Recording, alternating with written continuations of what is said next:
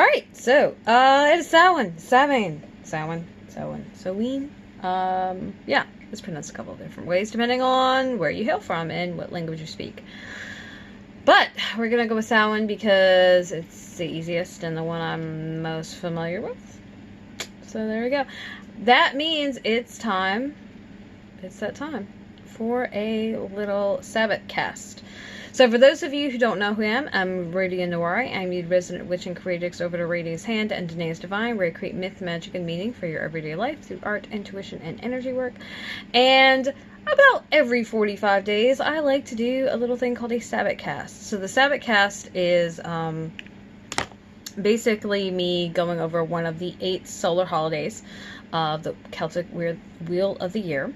And this is marked by 4 seasonal changes and then 4 cross-quarter changes, and this one happens to be one of the cross-quarters. And the cross-quarter just means about, halfway through the season is what it generally means. And I like to celebrate the astrological version of all of these, which means I use either the sign entry of each of the cardinal signs for the seasonal changes, or I use the 15 degrees into the fixed sign for all of the cross-quarter changes. And it happens to be the sun is 15 degrees Scorpio. So huzzah, Scorpio season. What? So there we go. Let's see if there's anything super, oh my gosh, that I want to share with you. For those of you who are new, who haven't seen one of these, I haven't done one of these in at least 45 days. I don't know that I did one last time, to be honest with you. Let's see. Yeah. Ooh, I did good. I remembered all of it by myself. Yay. So, Samhain is the time between autumn and winter. The autumn equinox happened in September, about the 23rd or so. And the winter solstice will happen about the 21st in December. So you can see how this is about, in between. It's so hard to read stuff without my glasses on, but I don't like the glare, so it's just always fun. Now, for the whole wheel of the year, this is the final harvest. And you can think of this is your last point to get the goods out before it's time to rest, before it's time to reflect, before it's time to begin, the next phase. For some people, this is considered the Celtic New Year, and so this is the start of the next wheel of the year. And offhand, I'm not sure why. Because it makes you feel like the spring should be the start of the year. The spring is the start of the astrological new year, though. So, fun fact. But this is the time when the veil between the worlds is thin. It is easier to connect with the spirits of those who've passed. And typically this is a time when you honor those who have died in the year before this. But you can also, of course, make offerings and honor the dead from before this. It's just you definitely want to honor the dead who passed away in the year prior to this. Not necessarily the calendar year, right? The actual year from now to last year. Because the veil is thin between this realm and the next, a lot of times there are divinations done on this date. You may see seances or any kind of rituals to connect and honor with the dead and things like that. And if you're familiar with some other cultures, of course, Halloween has its roots in this holiday, and that's on the 31st. And then Dia de Muertos, which happens in a lot of Hispanic and Latinx communities. It actually goes from the 31st to the 1st to the 2nd. Unfortunately, this year I happened to miss that. October was really rough, and so nothing I meant to do happened, and a bunch of shit I really didn't mean to do happened. Yeah, Murphy's Law is all up in my business. Yay! So, now, whenever I look at these Sabbats or the lunar casts or, you know, the Celtic casts, I like to look at the energy of specifically the sun and the moon for the day, and then of course the numerology. And part of that is because, you know, the sun moves ish a degree or so a day, right?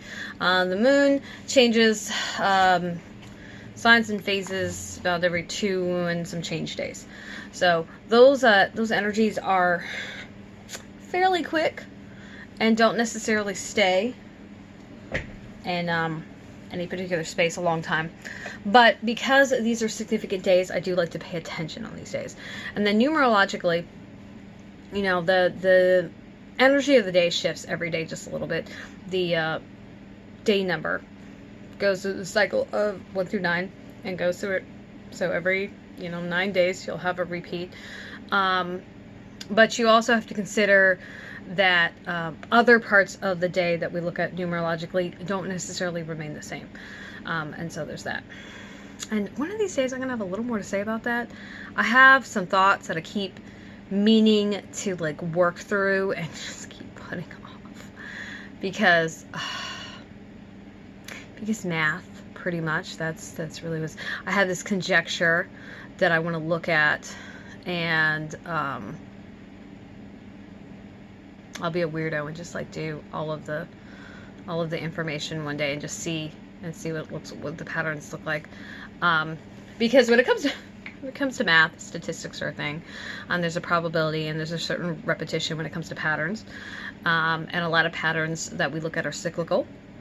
And depending on the size of the pattern also depends on, you know, how often it repeats.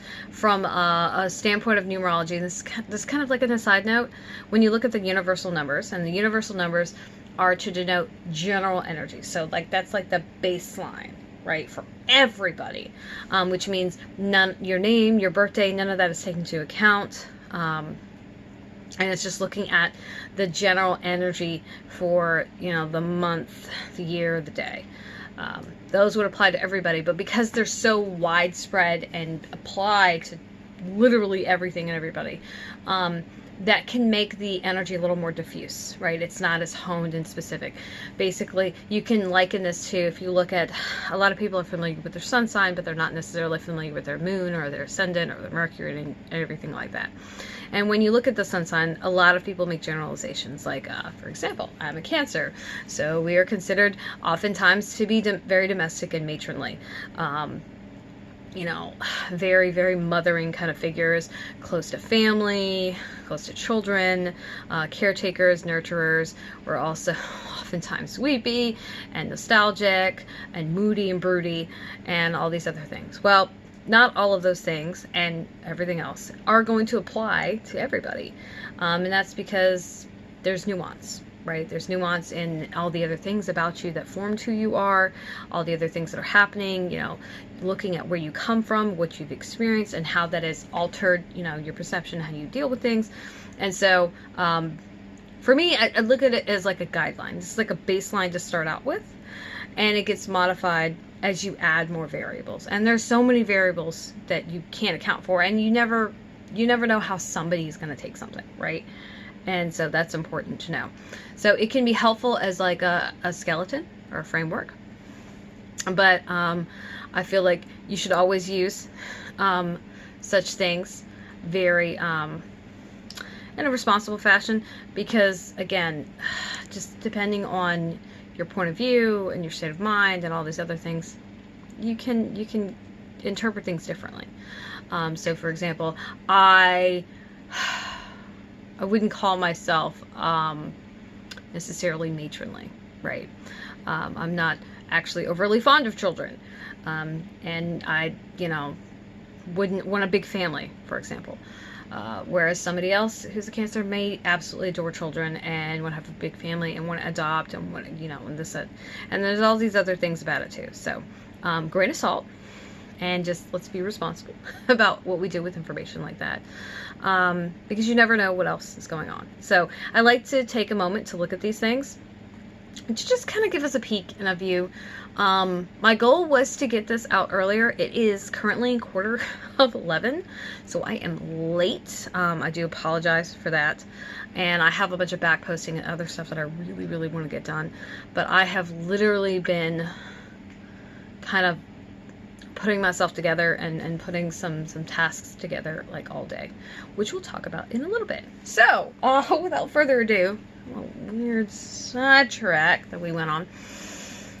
So, when we look at the sun is the illuminator. It's like the solar, it's like the universal spotlight, right? It draws attention to things, it magnifies things, it turns them up and on, and makes them more noticeable.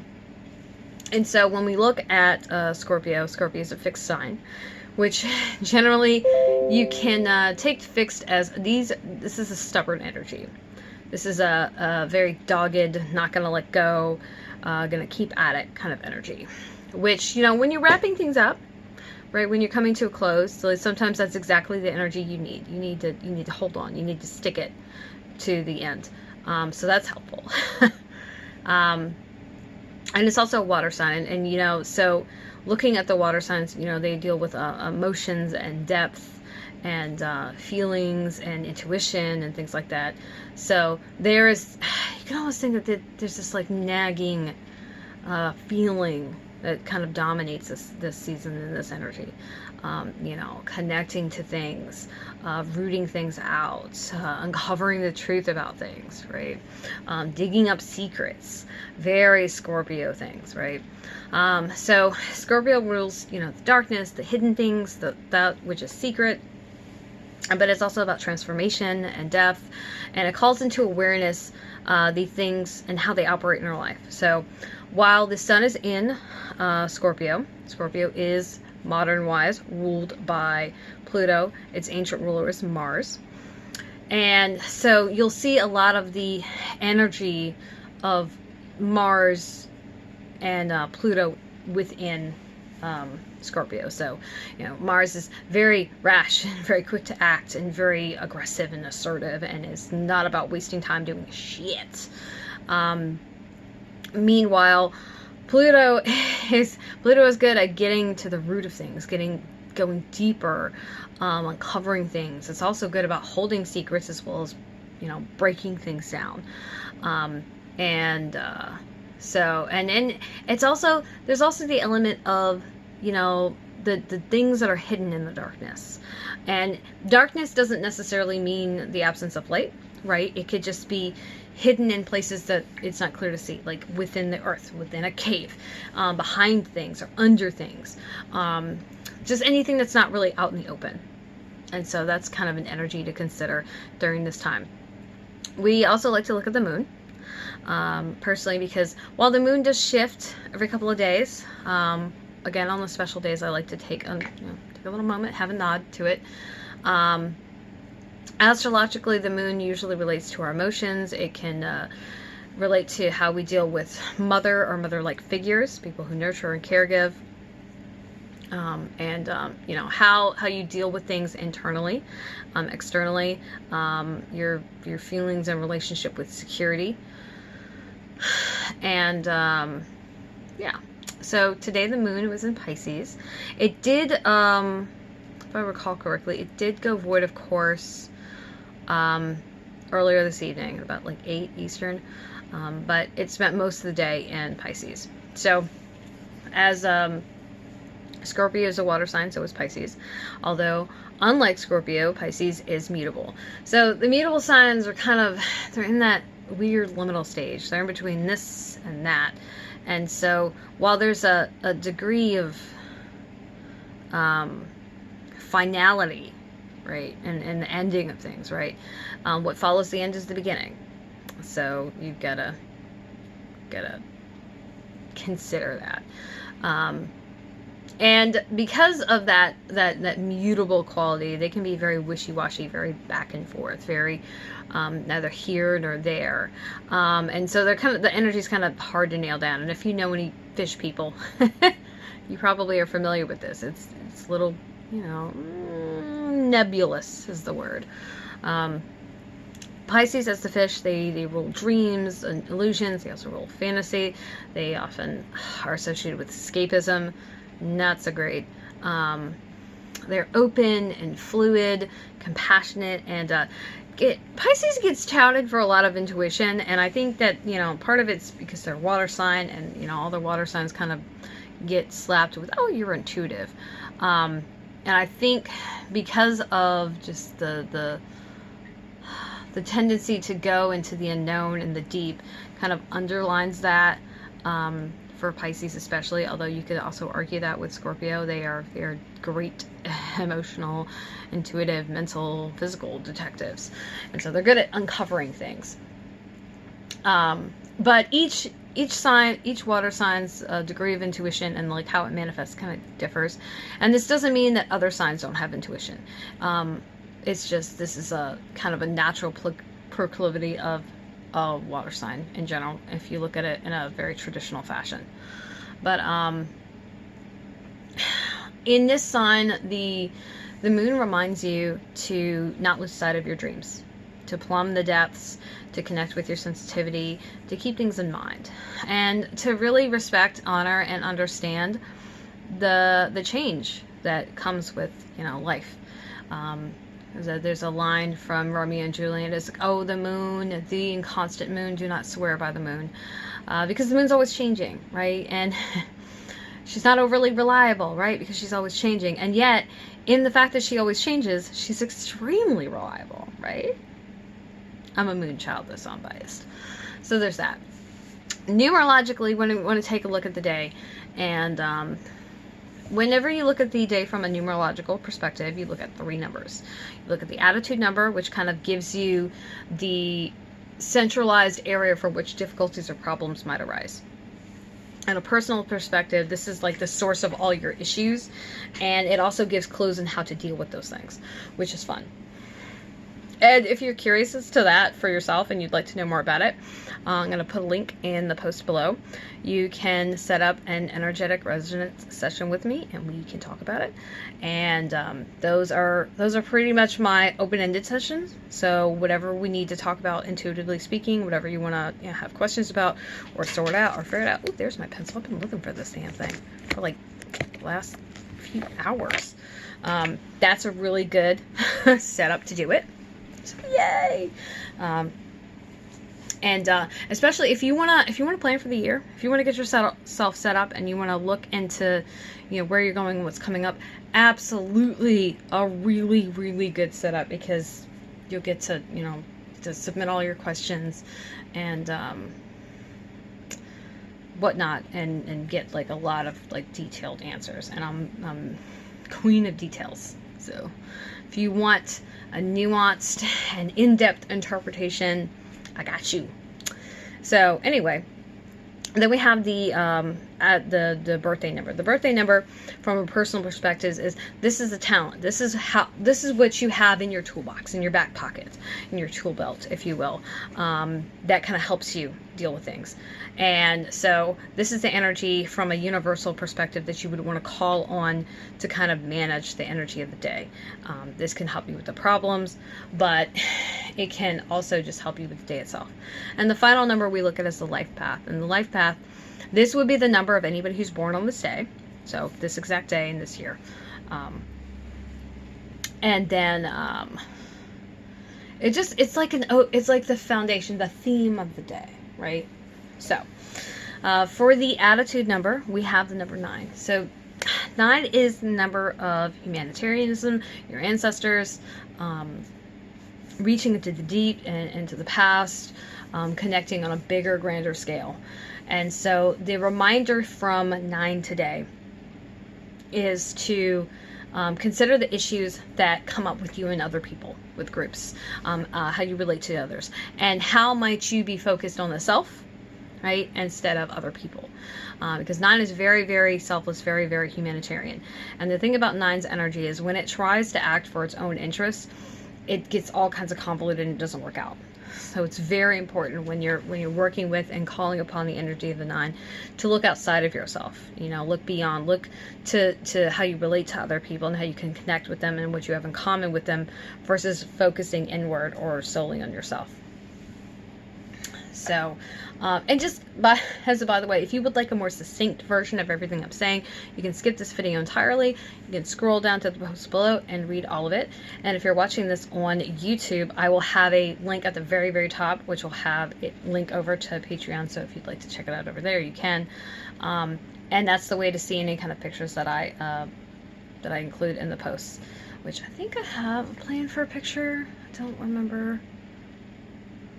I do, but I don't know that I have one. Okay.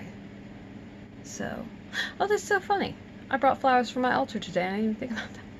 Oops. Anyway, so when we look at the number, the birthday number, which is the next number, this is the energy you can call on that can kind of get you through this day, bolster you, something that'll be particularly helpful. We have the number 7. So 7 is about thinking. It is not active, like, at all. It is contemplative. It's not really a planner so much as a reflector. So 4 holds the energy of having planned, right? Having put things together and having conjectured. And there's a degree of thinking that goes along with planning, right? Because you need to think things out and be prepared, right? 7 has the experience of having gone through 4, right? It's got the experience of having planned, having executed the plan, and having to now troubleshoot the plan and maybe look at, okay, what works, what doesn't work, how did all this go down? What do we need to change? What do we get from this? And so the major boon with 7, and I'm a 7 life path, so I do love me some 7, is that it's very thoughtful. It is really good at kind of dissecting things and looking at things. So in order to kind of stay on point and not fall victim to the energy of maybe thinking with yourself only first and always for today, stop and think. Right? Stop and think and take your time and consider and kind of detach mentally and emotionally. 7 is not an emotional number by any means. It can be very detached. It can be very logical. But it's also, it's not detached in like a sterile way per se. It's a very, very kind of neutral fashion where, you know, you can appreciate the nuance of good and bad and this and that and everything in between. And that's important for like really considering something, right? Is to get a good honest view of it and what it looks like. Finally, we have the life path number of 3. 3 is fun-loving. It's yay, hooray, joy, let's make stuff, let's hang out, let's do things, let's have fun, have a good time, communicate with people, create things, and it's also very, very carefree. 3 has this amazing ability to kind of move through trouble and move through issues with very little upset. So that's super cool. And so the reminder through all of this is to connect. And I feel like that's really appropriate energy when we consider that it is the astrological Samhain, that connecting and relating to people and telling stories, right? Remembering things can all fall under the domain of 3 because it is about communication, and communication is about sharing ideas. And sometimes those ideas are anecdotes, sometimes they're stories, sometimes they're warnings, sometimes they're hopes and dreams and fears, and all kinds of things. And so it's really important to honor and understand that. And remember, everything has its place and everything has its time, and things are useful when we make use of them. So, looking at the collective of everything that I've shared here, the day, the astrology, the numerology, it's really important to deal with that energy of our ancestry, where we come from. Having this connection, it gives you a base. It gives you a place to start from, a place to stand upon, a foundation, an anchor. And because we have that, we can go forward into the future, trying to move if you were disconnected or detached to the point where you had no grounding whatsoever. It's kind of like floating in space, right? It's not super easy to get from one place to another without kind of some direction, without some anchor, without some vantage point, and without tools and things to help you. And so where we come from and our baseline and things like that are all founded in that. And that gives us, and it also gives us the vantage point of, this is where I am, this is where I want to be. It's really hard to get somewhere and make things happen if you, you know, don't have a platform from which you're reaching, right? So there's that. Let's see. Now, all that said, it's important, you know, to let things be what they're going to be, to not get too wrapped up in the future, to not get too wrapped up in the past, and to remember to kind of stay present and be there. Honoring where you come from and still moving forward is really important. So, you know, sometimes people kind of err into one camp or the other. And, you know, we have to remember the collective, the whole, and the holistic view of doing both, of honoring both, and having a place for this energy and that energy. And, you know, giving them space and time, and not rushing them, and not pushing out of one phase to get to another phase too quickly. Because, you know, things, I like to say this, things take the time they take. And that's it. And there's a reason something takes time. And, you know, sometimes at the time, especially if something's dragging on, it feels like it's taking forever. It's not super pleasant. That's not what you want to hear. At the same time, I find there's a degree of comfort in there. You know, you don't have to push to make things happen at any particular time in any particular way. You know, and sometimes, you know, even if you do, it doesn't do anything, and you won't always have a result. You won't always be able to make something happen, and so it's important. It's important to remember that there's a time and place for everything. So we want to remember not to continue to repeat the mistakes that we've made, and that's by thinking things through, and noticing and paying attention, and knowing when it's time to put something to rest, to let it go. And, you know, this is aided by taking time to think about things and to consider things, as well as you know, communicating what we want and what we desire and what we're looking for. So, as far as me, what I planned to do for the day is I was going to do a little late celebration for Dia de Muertos this year. I wanted to tend all of my altars. At this point, I don't know if I'm gonna get a chance. But incidentally, I went and I bought fresh flowers for my altar. Which is kind of funny because I've been really disoriented lately, and so I didn't think about what day it was even, or what meaning that even had, and I was like, oh, well, this is good timing, so we're gonna call it good. If I can, I will definitely make offerings, but I just said if I can't get it done today, it's fine to do it tomorrow. Good thing about like local spirits, and like not super huge ones, but like ancestors and ones that are closer to you, they tend to understand the human condition a little better, and so you can honor and respect that, you know, and be imperfect about it. Like, obviously we want to strive to do a good job and be conscientious and connect, but if you don't do everything perfect, it's, you know, it's not a big deal. The fact of the matter, it matters that you're doing something, and that you're acknowledging it and you're connecting, and however you can. So there's that. I also was going to be focusing on planning, which I did do. So one of the things I wanted to do was do something called, I'm going to butcher this word because I don't actually know how to say it. It's spelled Kanban. It is a Japanese concept, and we're going to call it Kanban? Kanban? Kanban? I don't know. Kanban. We're going to go with that. I'm sure it's wrong. So, and if I can figure out how to say it, I will comment below this video on Patreon and say it correctly. As in, say, spell it phonetically out for y'all so that you can not butcher it like I did. If I'm wrong, if I'm right, I won't say anything. But one of the things I've noticed is that I've been spending a lot of time lately migrating tasks over from one day to another. And if you don't know anything about task migration, you should definitely check out one of my videos for my Bujo setup. The Bujo setup has not actually gone up, by the way. It is late for October into November. So you will be looking at one, I think at the earliest, it'll be for September, or like for October, I think.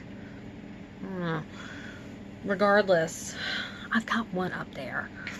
And I talk about how I set up my Bujo, what I use, all the system. I walk you through it and everything, and give you like a good gander at all of the pieces that I do, and all the references I use, and how I set things up, so that you, if there's something in there that's helpful to you, you can go ahead and do something with it. But one of the things you do when you use the bullet journaling system is that you will make your list. This is all the stuff you're going to do today, right?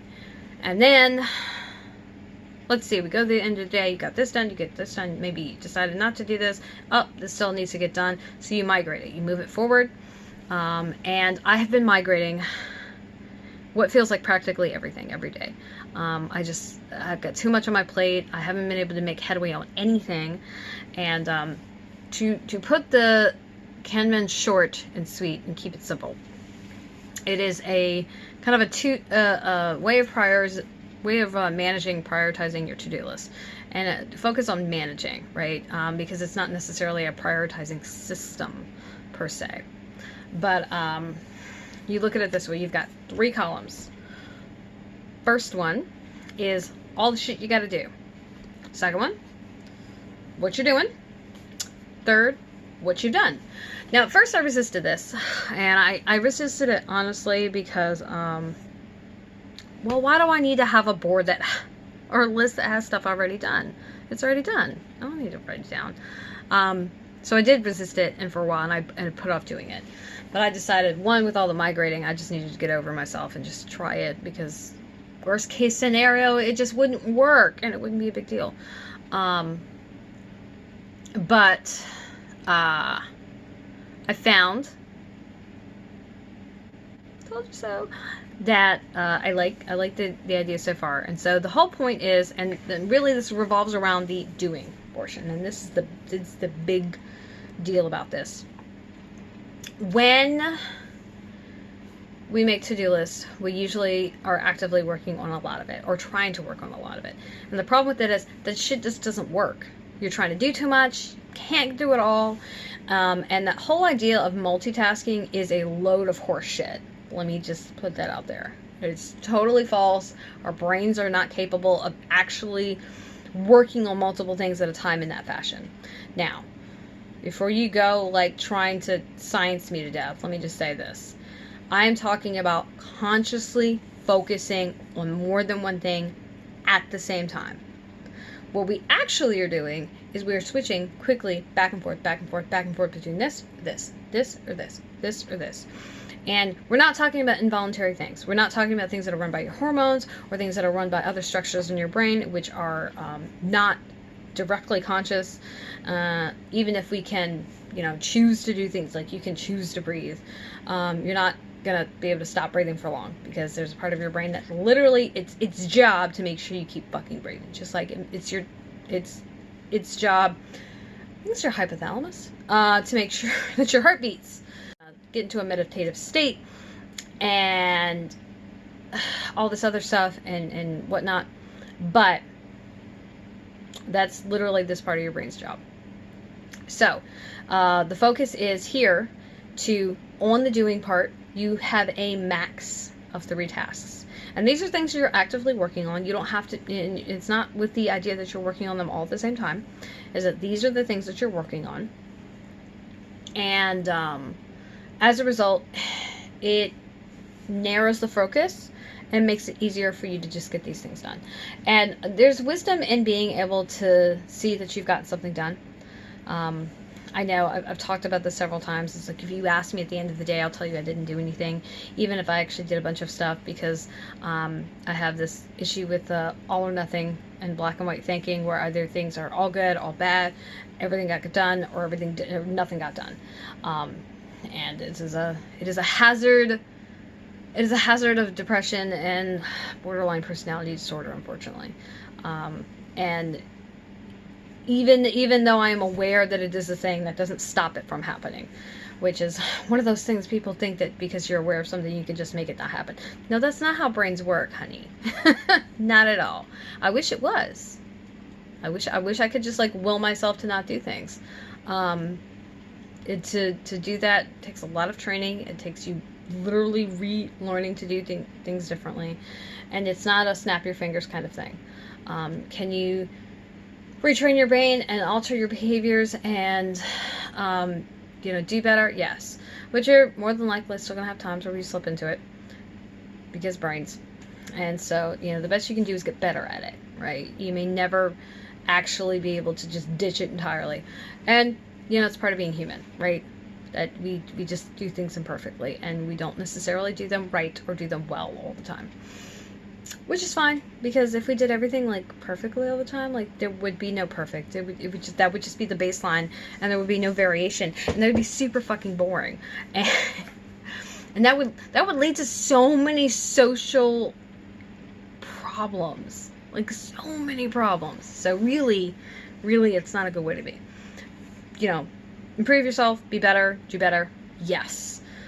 Strive to get everything right all the time or be perfect. Nah, not so much. So, I'll actually post a picture. I'll post a picture below. You can see my my cam in right now. Although I might wait till tomorrow to put it up there so that I can have daylight and it'll be nicer looking. But I'll look at the last picture I took of it. It's pretty gnarly. It's super fucking full. Oh my gosh.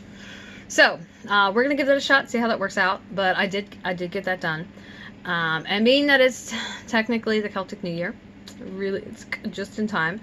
I also started doing my Map Your Business Planning, which is a book program way of doing business planning, brought to you by Tara Swiger. So, if you'd like to know anything about that, I will link her website and her book below, so you can check that out. And before I say all this, I keep thinking of all these things I need to tell you about.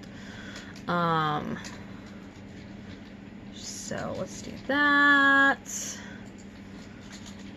Notes. Pictures. Kanban. I'm really excited about those boards. They're all hexagons, and I have this thing for bees. So like hexagons. So yay.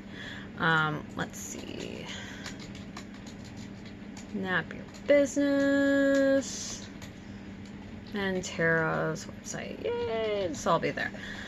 Some of the stuff is going to be updated tomorrow, and if you're watching this on YouTube, you're not going to see any of these pictures because I can't put them in there, and I'm not going to put them host them on another site just to link you back to. No, just go to the Patreon post. It's at the top.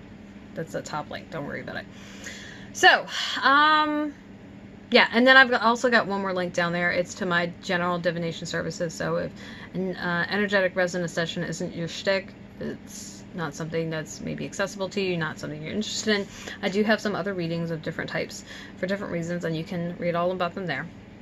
But what I would love to hear from you is, what did you do to celebrate this energy today? You can drop a comment below the video, below the description box. I'd love to hear from you. I read all the comments and try to reply as often as I can. When relevant, some things don't really require a reply. So I'm not going to say I'm just going to reply to everything, because that's silly.